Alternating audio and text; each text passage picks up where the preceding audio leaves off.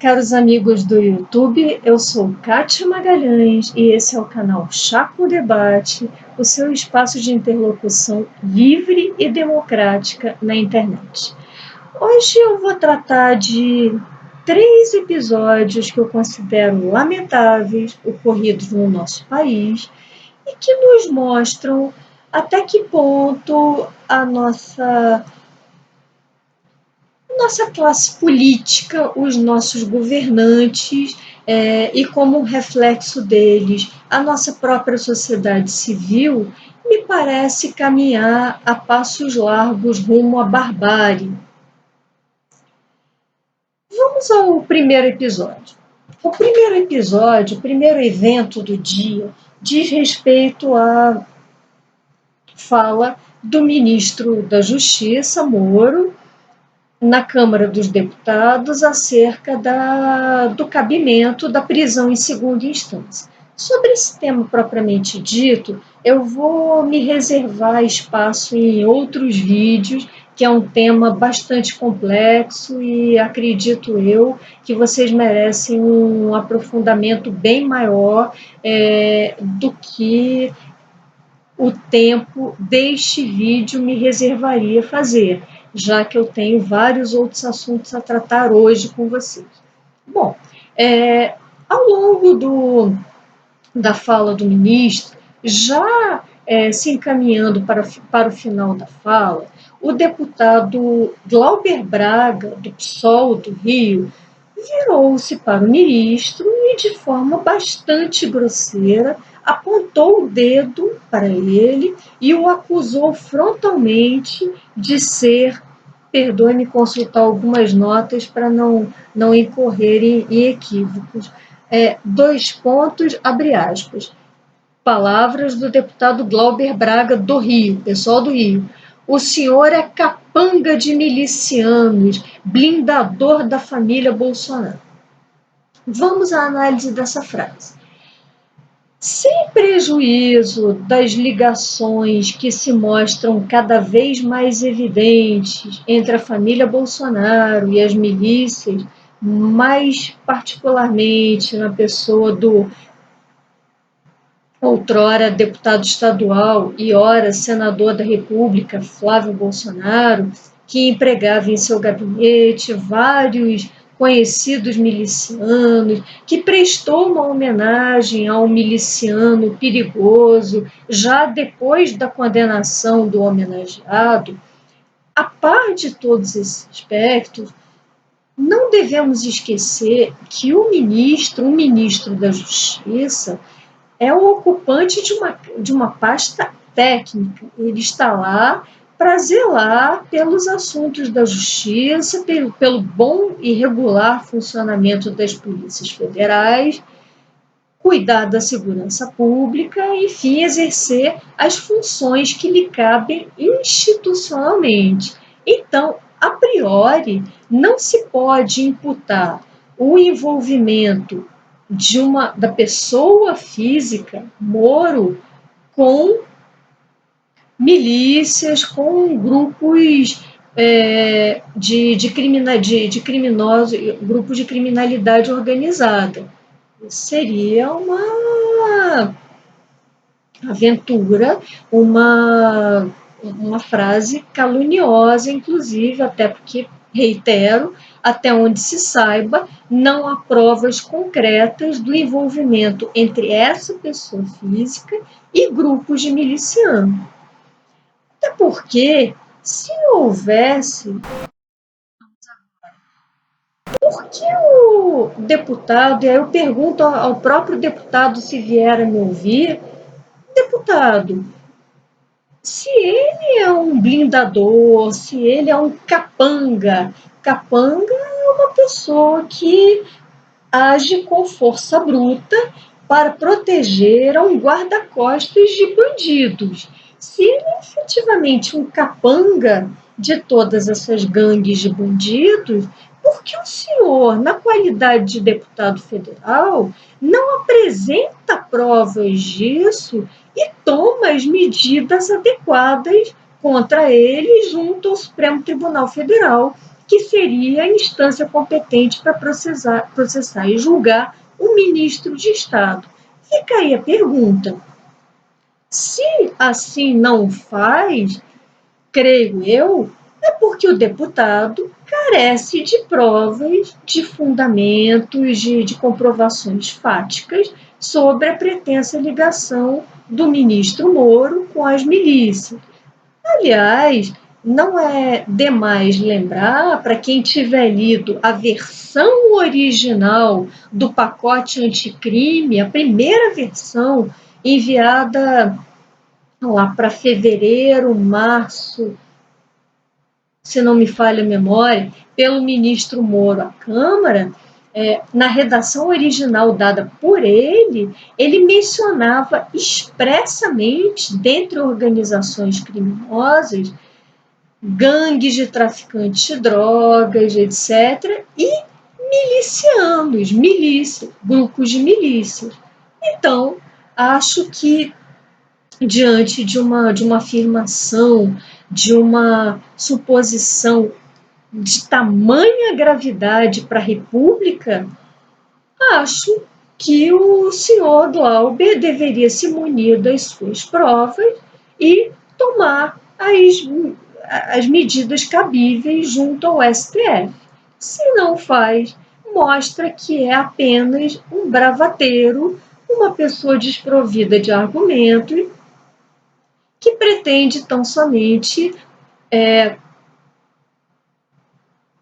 proteger os membros, aí sim, das gangues, e aí eu posso falar gangues porque são pessoas já condenadas em segundo grau, muitas vezes condenadas até no próprio STJ, das gangues que ele e seu partido protegem.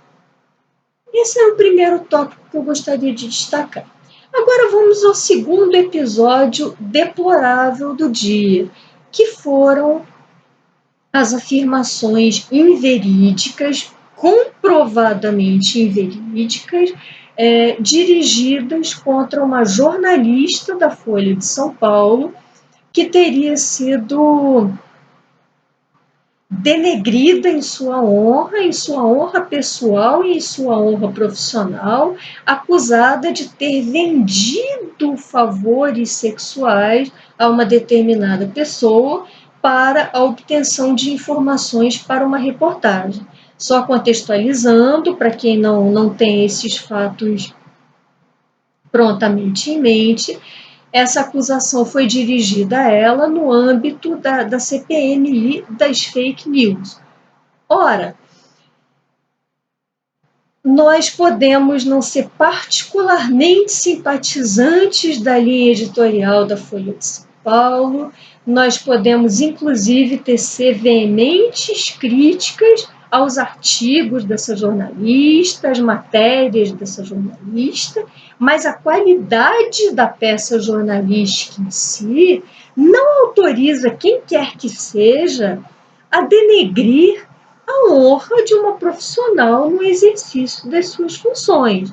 Além de misoginia, isso reflete uma clara intolerância de grupos contrários ao grupo dessa senhora, claramente ligado ao PT e a partidos de esquerda e extrema esquerda, que não conseguem dialogar entre si. Eis aí mais um indício claro da barbárie que vem tomando o nosso país.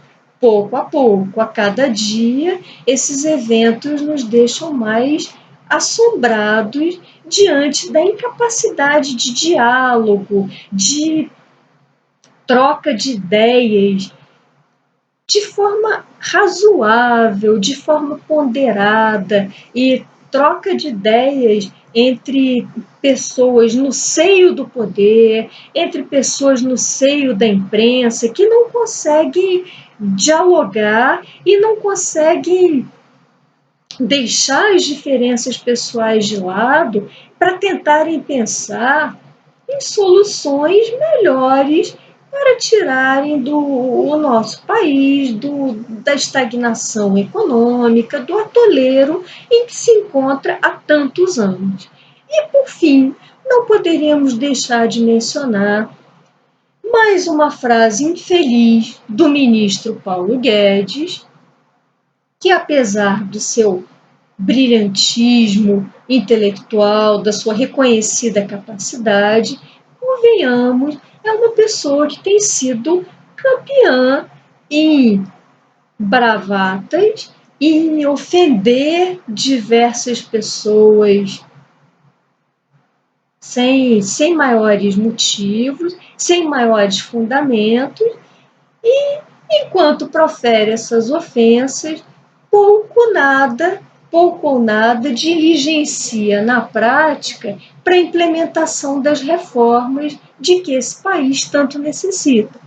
Vamos à frase de hoje do ministro Paulo Guedes, também me permito consultar para não incorrer em lapsos de memória. Ministro, dois pontos, abre aspas. É até bom que o dólar chegue a 5, pois quando estava muito baixo, virou uma bagunça. Até empregada doméstica vivia viajando para a Disney. Fechamos aspas. Ora, ministro, agora o senhor se arroga o direito de dizer quem vai aonde, de definir quais são as classes sociais que podem viajar, que podem frequentar a Disney, que podem frequentar Foz do Iguaçu, que o senhor parece entender, estar mais ao alcance de pessoas de extrato social inferior. Isso não me parece propriamente ser a postura de um liberal, antes de pessoas mais chegadas a regimes totalitários que adoravam definir o rumo dos seus governados, quem poderia ir aonde, para quê, e de que classes sociais seriam provenientes essas pessoas. E agora eu me encaminho para a conclusão desse vídeo, suscitando uma importante e perigosa questão, que é a questão da civilização versus barbárie. Eu entendo que civilização não diz respeito a povos que tenham enorme cultura, que dominem outros idiomas.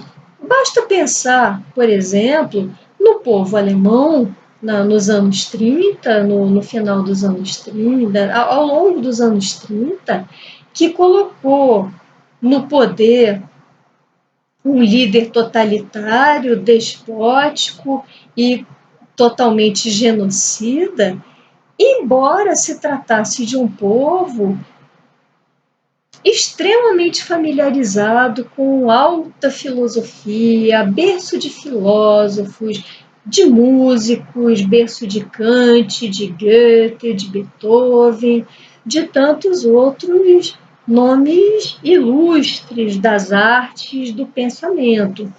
Então, quer me parecer que a definição de civilização não se prende a isso. Entendo que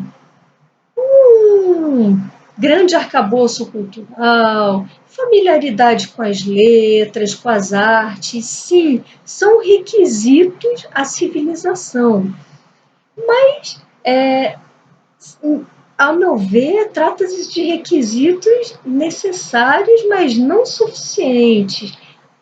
Acho que para chegarmos a um estágio civilizatório razoável, nós precisamos, antes de mais nada, ter a capacidade de nos entendermos em sociedade, de saber dialogar com o diferente e saber viver numa democracia que não é nada mais do que a institucionalização de conflitos. Isso é a democracia. É a democracia onde pessoas de opiniões totalmente diferentes, de estilos de vida completamente diversos, possam dialogar e possam se entender no âmbito do que nós chamamos de Estado de Direito. Longe desse cenário, nós temos a barbárie, nós temos o autoritarismo, como nós vimos espelhado um pouco nesses 3 exemplos que eu comentei muito brevemente, mas sobre os quais eu espero que vocês teçam suas reflexões, suas considerações, que são eventos, a meu ver, bem perigosos, que podem nos levar à decadência da nossa democracia, até mesmo à ruína da nossa democracia, e que consiste na incapacidade de seres humanos de dialogarem racionalmente, em outras palavras, de pensar, de fazer exatamente o que nos torna seres humanos e nos distingue dos outros animais. Dialogar em bases sólidas, não necessariamente concordar, mas dialogar com respeito ao outro, à alteridade, para juntos, nas diferenças, nas divergências, podemos chegar, para que possamos chegar a soluções factíveis que efetivamente possam ajudar o nosso país a sair desse atoleiro, dessa crise econômica, e diria mais, dessa crise social que se reflete na polarização, no pensamento binário do nós contra eles, que é exatamente o que eu pretendo, o que eu mais pretendo combater com os vídeos desse canal. Então, fico por aqui. Gostaria muito das suas opiniões a respeito de todos os tópicos suscitados hoje. Se vocês tiverem gostado desse vídeo, por favor, deixem seus comentários, seus likes e até o próximo Chá com Debate.